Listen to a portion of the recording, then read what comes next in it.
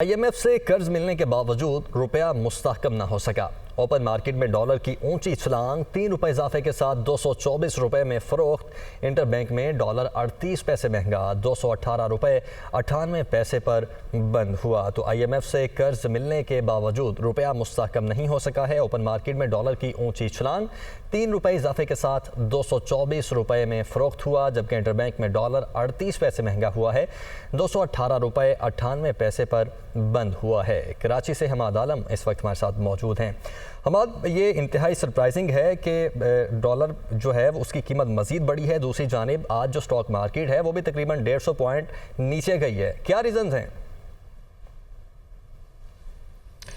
जी बिल्कुल, पहले हम रुपए की बात करते हैं। आप देखें, जैसे आपने कहा कि IMF के बावजूद जो उसके पैसा आ गया तकरीबन 1.1 अरब डॉलर, उसके जो खबरें थी उस वक्त कुछ रुपए में जान पड़ना शुरू हुई थी, हम अगर पिछले 2 ट्रेडिंग सेशन की बात करें।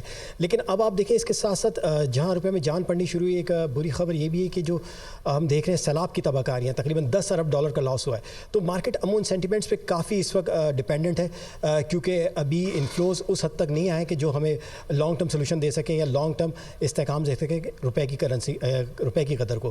तो 10 अरब डॉलर का लॉस है। आप देख रहे हैं कि अब इंपोर्ट भी खुल रही है। जैसे हम बुनियादी अशिया, जो पेरिशेबल आइटम है जैसे खुराक है, प्याज वगैरह की इंपोर्ट करें, तो ये प्रेशर आ रहा है। इसके लिए डॉलर्स चाहिए ये जो इंपोर्ट करें।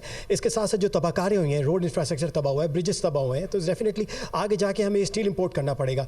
तो ये वो तमाम फैक्टर हैं जो इस वक्त करेंसी मार्केट को हिट कर रहे हैं। अगर हम ओपन मार्केट की बात करें तो आप देखें कि जो ज़ाहिर बात है कि हुकूमत ने ड्यूटीज़ बहुत लगाई हैं इंपोर्ट्स पे, ताकि जो हमारा ट्रेड डेफिसिट है वो कंट्रोल रहे। लेकिन इस ड्यूटी का एक ये हो रहा है मामला कि स्मगलिंग को काफ़ी परवान मिल रही है। तो स्मगलिंग की वजह से जो हवाला को फ़रोग मिल रहा है। ओपन मार्केट में जो डॉलर है बढ़ने की वजह ये भी है कि जो स्मगलिंग है डॉलर की, वो भी उसको भी कर्व करना पड़ेगा, ताकि अगर देर पा इस्तेहकाम चाहिए हमें करेंसी के लिए, तो ये फैक्टर्स भी हैं जिन पर हमें कंट्रोल करना पड़ेगा। ठीक है हमाद, बहुत शुक्रिया आपका।